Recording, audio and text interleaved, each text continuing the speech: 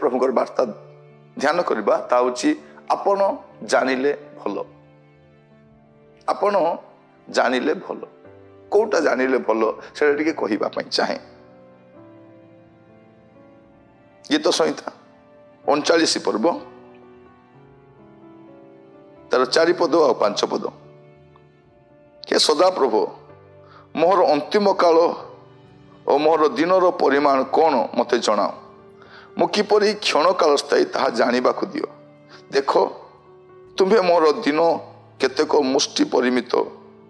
करिअछ मोर आयु तुम दृष्टि अवस्तु तुल्य निश्चय प्रत्येक मनुष्य अपना सर्वोत्तम अवस्था रे ही नितांत असार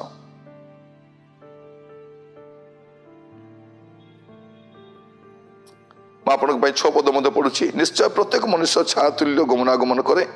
निश्चय से माने असार रे व्यस्त से धन गदा करे आ किए ता संग्रह करिवो जाने नहीं एठी आमे गोटे कथा देखुछु आज प्रसंग रे आपण जानिले भलो कोन जानिले भलो हे सदा प्रभु मोर अंतिम काल और मोर दिनर परिमाण कौन मते जनाओ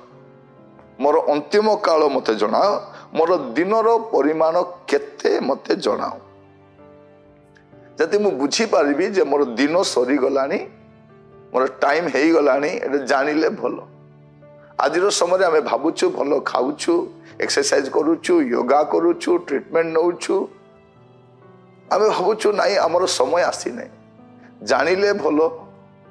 जे हमर समय समाप्त हो गला हमर वैलिडिटी टा सरी आसला एमती कहले बुझी हो हमर वैलिडिटी टा पृथ्वी रे रहिबार वैलिडिटी सरी आसिलानी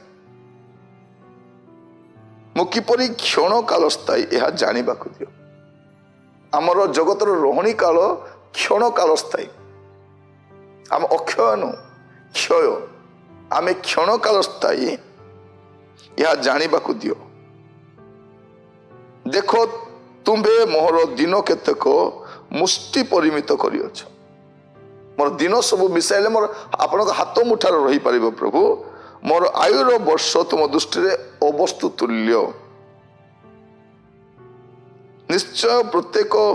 मनुष्य अपना सर्वोत्तम अवस्था ही नितांत असार तार बेस्ट समय रे से असारता मध्य गति करे आज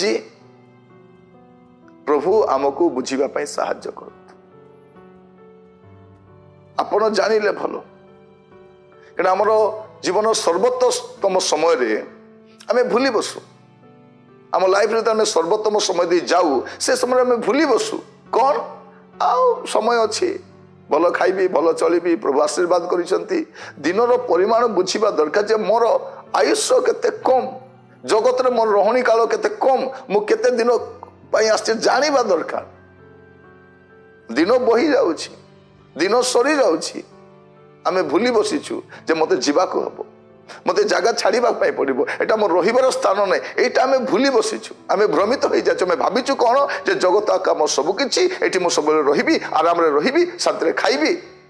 एई धंदार आमे मातिछु आपण जते शीघ्र बुझिबे सेते भलो आपण जानिले भलो प्रभु आपण अनुग्रह करंतु या बुझिबा पई जे हमर जीवार समय हे गलानी आमे रहिबा पे आसीनो जीवा पई तो जीवा पूर्व जीवन सजाड़ा चरित्र सजाड़ा गतिपथ सजाड़ा अन्य मान को सजाड़ा आउ जीवा आमर आयुष प्रभुंकर मुष्टि परिमित अटे हाथ गणती अटे आमर गर्व दिने खर्ब हो आमर गर्व आमको धरिकी खाइब तेणु आज वाक्य प्रमाणे आमर अंतिम काल बुझापी आमर दिनर परिमाण केते जे कम ता बुझापी प्रभु आम को साहाय्य करत वाक्य द्वारा प्रभु आपन आशीर्वाद करतु प्रार्थना करबा अनुग्रहकारी पिता परमेश्वर वाक्य द्वारा कथा हितबार आपन को धन्यवाद प्रभु जगत आम रोहणी काल जे केते अल्प या मान को बुझिबा पई साहाय्य कर दिन प्रतिदिन प्रभु अपना जीवन सजाड़ी जागृत रहिबा पई अनुग्रह कर प्रत्येक को दया कर प्रभु धन हेले बल हेले संभ्रांत हेले पद पदवी आसिले प्रभु आमे जेपरि मतिभ्रम न हुए एथि आम को दया कर प्रत्येक को साहाय्य कर प्रार्थना शुणिल धन्यवाद आदर महिमा आपन को दे प्राणर प्रिय जीशु नाम मागिली आमेन।